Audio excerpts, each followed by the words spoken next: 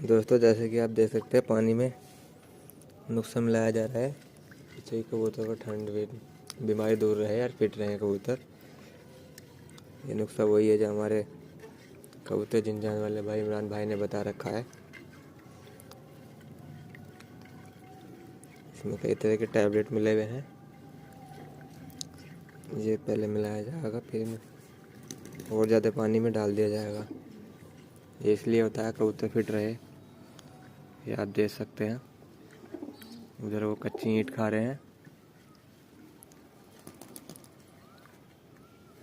सब मस्ती में नहाएंगे आज ये, पर मौसम बहुत ठंड का है तो इसलिए नहलाएंगे नहीं।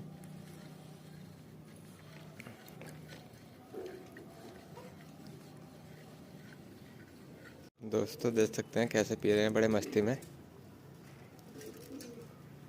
बहुत मस्ती से पी रहे हैं ये।